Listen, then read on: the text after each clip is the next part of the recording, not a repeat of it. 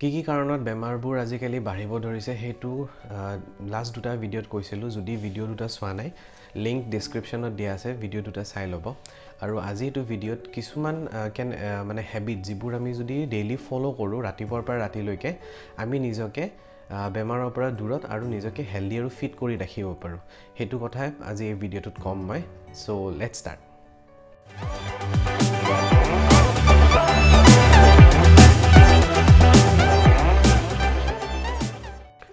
First কথা হ'ল ৰাতিপুৱা উঠাৰ পৰাই। ৰাতিপুৱা যিমান পাৰোঁ আমি সোনকালে উঠিব লাগে। ধৰক 6টাৰ আগততো উঠিবই লাগে। ফাৰ্ষ্ট কাম যিটো উঠি কৰিব লাগে সেইটো হ'ল কি পানী বেছিকৈ খাব লাগে। বেছিকৈ মানে এনেকুৱা নহয় যে 1 লিটাৰ পানী প্ৰথমতে খাই দিব লাগে। কমচে কম 2 গিলাচ যদি কুহুমীয়া পানী খাই লয়, তেতিয়া কি হয় আমাৰ বডি এক্টিভেট হ'ব ধৰে। যিবোৰ অৰ্গেন আমাৰ গোটেই ৰাতিৰ পৰাই মানে ইনএক্টিভ হৈ থাকে আৰু যিমানবোৰ টক্সিনছ আমাৰ গাত জমা হৈ যায় ৰাতিটোৰ ভিতৰত, সেই টক্সিনছবোৰ সেই 2 গিলাচ পানীয়ে ওলাই দিয়ে। চ' ৰাতিপুৱা উঠি ফাৰ্ষ্ট কাম মুখ নোধোৱাকৈ ডাইৰেক্ট 2 গিলাচ পানী খাব লাগে। আৰু তাতে কি হয় কিছুমান মুখত গুড বেক্টেৰিয়াও থাকে যিবোৰ আমাৰ ডাইজেশ্যনত বহুত হেল্প কৰে। চ' সেই ডাইজেশ্যনত হেল্প কৰাৰ কাৰণেও 2 গিলাচ ৰাতিপুৱাৰ পানী খুবেই ভাল। তাৰপিছত মুখ ধুই দিব পাৰে। মুখ ধোৱাৰ পিছত আপোনালোকে বহুতেই মই দেখিছোঁ যে চাহেৰে ষ্টাৰ্ট কৰে। একচুৱেলি চাহ যদি ফাৰ্ষ্ট খোৱা যায় মৰ্ণিং উঠি পিনে ৰাতিপুৱা ফাৰ্ষ্ট চাহ খালে কি হয় মেটাবলিজিমটো শ্ল' হৈ যায়। মেটাবলিজিমটো হ'ল কি আমাৰ বডিয়ে খোৱা বস্তুবোৰ কিমান ফাষ্ট আৰু কিমান শ্ল'লি একচেপ্ট কৰে। যদি মেটাবলিজিমটো শ্ল' হয় তেতিয়াহ'লে কি হয় মানুহ এজনৰ ৱেইট বাঢ়ি গৈ থাকে। আৰু যদি মেটাবলিজিমটো ফাষ্ট হয় তেতিয়াহ'লে কি হয় মানুহজন ৱেইট গেইন তেনেকৈ নকৰে, বা কাৰোবাৰ বহুত বেছিয়ে যদি ফাষ্ট হয় তেতিয়াহ'লে মানুহজন কেতিয়াও ৱেইট গেইন নকৰে, হ'ল ক্ষীণে হৈ থাকে। সেইটোও বেয়া। চ' মেটাবলিজিমটো এটা বেলেঞ্চত থাকিব লাগে। চ' 2 গিলাচ পানী খাই উঠি মুখ ধুই লওক। মুখ ধুই হোৱাৰ পিছত ফ্ৰুটছেৰে ষ্টাৰ্ট কৰক, চাহেৰে নহয়। ধৰক এটা কল খাওক বা এটা আপেল খাওক। তাৰপৰা 30 মিনিটছ বা 40 মিনিটছৰ কাৰণে আপুনি এক্সাৰচাইজ কৰিব পাৰে। ধৰক ৱাকিং যাব পাৰে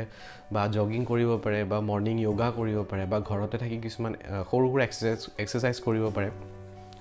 আধা ঘণ্টা সেইটো এক্সাৰচাইজ কৰি উঠি অলপ টাইম গেপ দিয়ক। দিয়াৰ পিছত ব্ৰেকফাষ্টটো কৰক। ব্ৰেকফাষ্টটো সদায় হেভি হ'ব লাগে। হেভি মানে ইয়াতে বেছিভাগ দেখিছোঁ যে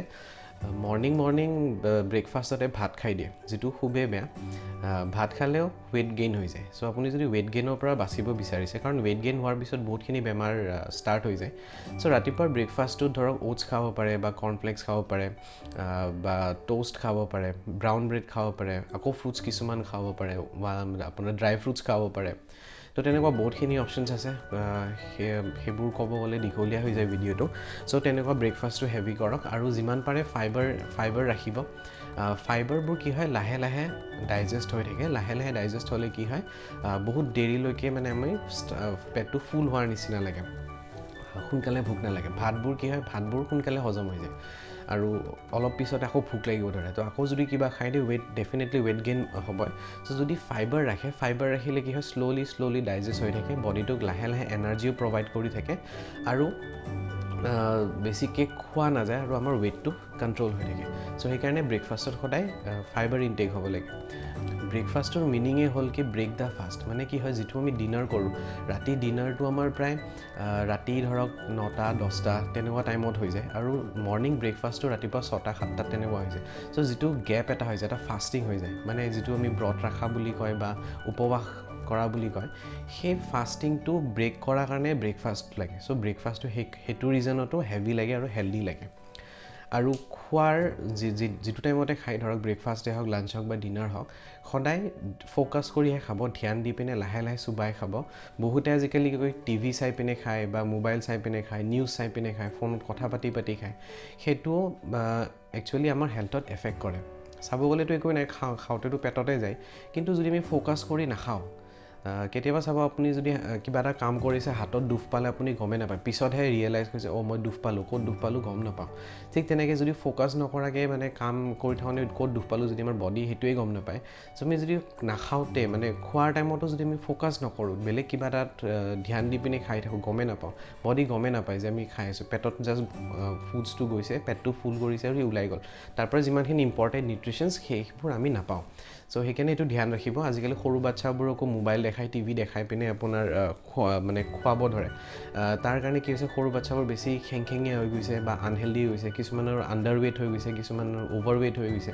চ' সেইটো এটা বেয়া ট্ৰেণ্ড ষ্টাৰ্ট হৈ গৈছে হেল্থৰ কাৰণে চ' যিমান পাৰে মোবাইল টিভিৰ পৰা দূৰত ৰাখি অকল খোৱা বস্তুৰ ওপৰতে ফ'কাছ কৰক সৰু বাচ্চাই হওক ডাঙৰ হওক তেতিয়াহে মানে খোৱা বস্তুটো গাত লাগিব বেনিফিচিয়েল হ'ব তাৰপিছত ধৰক ফ্ৰেছ হৈ ল'লে ফ্ৰেছ হৈ লৈ পিনে নিজৰ কামত গ'ল বা যাৰ যি হেৰি থাকে দেন পাৰিলে 12টাৰ ওচৰত আকৌ কিবা এটা খাব লাগে কাৰণ যদি ৰাতিপুৱা ব্ৰেকফাষ্টটো কৰি ডাইৰেক্ট লাঞ্চ খায় তেতিয়া বহুত এটা গেপ হৈ যায় চ' যদি পাৰে ধৰক এটা ফ্ৰুটছ খাব পাৰে বা গ্ৰীণ টি খাব পাৰে যদি গ্ৰীণ টি নাখায় বহুতে গ্ৰীণ টি ভাল নাপায় নৰ্মেল যদি গাখীৰ চাহ লাল চাহ তেনেকুৱা খায় দিনত এইটো চাব যে 3-4 কাপতকৈ যাতে আপোনাৰ চাহ বেছি নহয় বেছি চাহ বা বেছি কেফেইন খালেও সেইটো আমাৰ বডিক এফেক্ট কৰে চ' চাহটো পাৰিলে মিনিমামটো ৰাখক আৰু যদি হাৰ্বেল টি যেনেকুৱা তুলসী বা কিছুমান আপোনাৰ ইলাইচি ডালচেনি লং এইবোৰ দি পিনে যিটো চাহ বনোৱা যায় তেনেকুৱা ধৰণৰ চাহ খাব পাৰে সেইটো এটা বহুত ভাল মানে বডিৰ কাৰণে ভাল কাম কৰে ডিটক্সিফাই কৰে যিমানবোৰ টক্সিনছ থাকে যিটো মই আগৰ দুটাত ভিডিঅ' কৈছিলোঁ যে আমাৰ পলিউশ্যন হৈ গৈছে বা খোৱা খাদ্যবোৰত আজিকালি বহুত ভেজাল আছে ইউৰিয়া পেষ্টিচাইডছ সেইবোৰ গোটেই আমাৰ বডিত গৈ আছে যিবোৰ এটা টক্সিনছ চ' সেই টক্সিনছবোৰ ওলাই দিবৰ কাৰণে যাক আমি ডিটক্সিফাই বুলিও কওঁ সেইটো গ্ৰীণ টি যদি কনজিউম কৰা যায় তেতিয়াহ'লে ডিটক্সিফাই কৰে বডিটোক চাফা কৰি ৰাখে চ' গ্ৰীণ টি কনজিউমো কৰিব পাৰে আৰু গ্ৰীণ টিৰ অকল ডিটক্সিফাইৰ কাৰণেও নহয় ৱেইট ৰিডিউচ কৰাৰ কাৰণে বা মেটাবলিজিম ফাষ্ট কৰাৰ কাৰণে গ্ৰীণ টিটো কনজিউম কৰিলে খুবেই ভাল নেক্সট যিটো লাঞ্চ থাকে লাঞ্চটো ধৰক আপোনাৰ 1:30 বা 2টামান বজাত কৰিলে ভাল হয় কিছুমানৰ লাঞ্চ গৈ 4-5টাত বাজে যিটো লাঞ্চ টাইম নহয় একচুৱেলি চ' 1:30টাৰ পৰা 2টা বজাৰ ভিতৰত যদি লাঞ্চটো কৰিলে খুবেই ভাল আৰু লাঞ্চত আপুনি একচুৱেলি চব মানে ধৰক কোনোবাই যদি নন ভেজ খায় লাঞ্চতে নন ভেজ ইনক্লুড কৰক ভাত খায় ৰুটি খায় যি খায় লাঞ্চতে ইনক্লুড কৰিব পাৰে যদি আপুনি ফাষ্ট ফুড এভইড কৰিব নোৱাৰে ফাষ্ট ফুড খাই যদি ভাল পায় ইভিনিঙতকৈ যদি আপুনি লাঞ্চত খায় তেতিয়া কি হয় আমাৰ দিনটো বাকী ৰৈ যায় এক্টিভিটিছবোৰ থাকে চ' এক্টিভিটিছবোৰ কৰোঁতে সেইবোৰ যিবোৰ এক্সট্ৰা কেলৰিজ থাকে সেই কেলৰিজবোৰ বাৰ্ণ হৈ যায় চ' সেইটো টাইমত আপুনি লাঞ্চটো মানে ভালকৈ খাব পাৰে ভালকৈ লাঞ্চটো যদি কৰি লয় উইথাউট এনি গিল্ট ফ্ৰী হিচাপে আপুনি লাঞ্চটো কৰিব পাৰে নন ভেজ কেতিয়াও ৰাতি ইনক্লুড নকৰিব সেইটো মই কৈ আছোঁ পিছৰ পিনে বাট নন ভেজ যদি খায় মাছ কণী মাংস আপুনি লাঞ্চত ইনক্লুড কৰি পিনে খাব পাৰে খোৱা বস্তু খোৱাৰ টাইমিংটো সদায় একেই ৰাখিব ইৰেগুলাৰ যদি হয় তাতে দেখিব যে আপোনাৰ গেষ্ট্ৰিক বা এচিডিটিৰ চান্সেছবোৰ বাঢ়ি যায় কিছুমানে ব্ৰেকফাষ্ট নকৰাকৈ ঘৰৰ পৰা ওলাই আহে দেন ৰাস্তাতে কিবা পুৰি চব্জি বা কিবা এটা খাই ল'লে চাহ খাই ল'লে বা চাহ 2-3 কাপ চাহ খাই পিনে লাঞ্চলৈ থাকে লাঞ্চটো আপোনাৰ টাইমত নকৰে লাঞ্চটো আপোনাৰ গৈ থৈ চাওক 3-4টাত কৰে যিটো টাইম ৰেগুলাৰ নাথাকে কেতিয়াবা 2টাত খালে কেতিয়াবা 4টাত খালে কেতিয়াবা 12টাত খালে যদি টাইমিংটো একে নাৰাখে তেতিয়া কি হয় আমাৰ বডিটোৰ নিজা এটা চাইকেল এটা থাকে চবৰে এটা নিজা চাইকেল এটা যেনেকুৱা পৃথিৱীখন 24 ঘণ্টা লাগে 365 ডেইজ লাগে ৰিভলিউশ্যন মানে এটা বছৰ যাবৰ কাৰণে ঠিক তেনেকৈ আমাৰ বডিটো এটা নিজা চাইকেল আছে টাইমিংটো ছেট কৰি লয় চ' সেই টাইমিংটো যদি ইফাল সিফাল হয় তেতিয়াও বডিটোক এফেক্ট কৰে মেক্সিমাম যদি খোৱাৰ টাইমিংটো ঠিক নাৰাখে তেতিয়াহ'লে কি হয় গেষ্ট্ৰিক আৰু এচিডিটিটো হোৱাৰ চান্স মেক্সিমাম থাকে যদি আপুনি কি কয় টাইমিংটো ৰেগুলাৰ কৰিব ধৰে তেতিয়াহ'লে দেখিব যে গেষ্ট্ৰিক বা এচিডিটিৰ প্ৰব্লেম লাহে লাহে ঠিক হ'ব ধৰিছে তাতে কোনো মেডিচিনো নালাগে প্লাছ পানী খোৱাৰ ওপৰতো আছে পানী যিটো মই কৈছিলোঁ আগৰ ভিডিঅ'টো কোৱা আছে যে 3 লিটাৰৰ পৰা 4 লিটাৰলৈ পানী খাব লাগে চবৰে ৰিকুৱাৰমেণ্ট বেলেগ বেলেগ থাকে বাট মষ্টলি আমাৰ যিমানবোৰ এডাল্ট আছে বা টিনেজাৰ্ছ আছে তাতে 3ৰ পৰা 4 লিটাৰলৈ পানী খাব পাৰে পানী খোৱাৰো এটা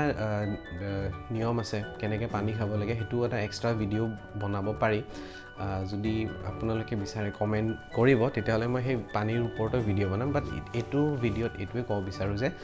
কিবা খোৱাৰ মানে মেইনলি ভাত খোৱাৰ 1 ঘণ্টা আগত আপুনি পানী খাই লওক আৰু ভাত খোৱাৰ আধা ঘণ্টাৰ পিছতহে পানী খাব ভাত খোৱাৰ মাজত কেতিয়াবা অলপ 1 ঘুট 2 ঘুট পানী খাব পাৰে বাট তাতকৈও যদি বেছি পানী খোৱা যায় তেতিয়া কি হয় চাইণ্টিফিকেলি চাব গ'লে ফুডবোৰ উপঙি থাকে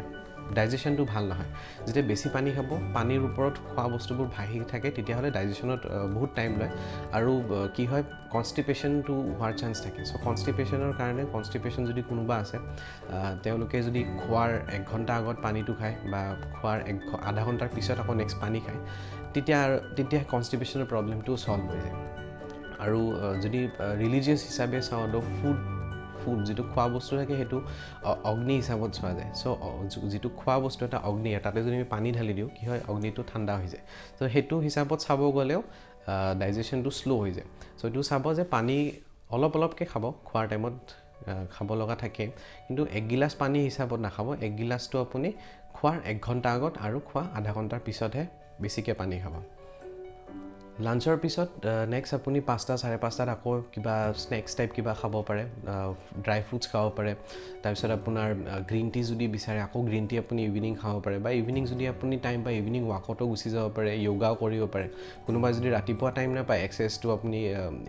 ইভিনিং কৰিব পাৰে চ' এক্সাৰচাইজ আৰু ডায়েট দুইটাই ঠিকেই ৰাখিব লাগে চ' এক্সাৰচাইজ দিনটোত ৰাখিবই কমচে কম ৰাতিপুৱা নহ'লে ইভিনিং হ'লেও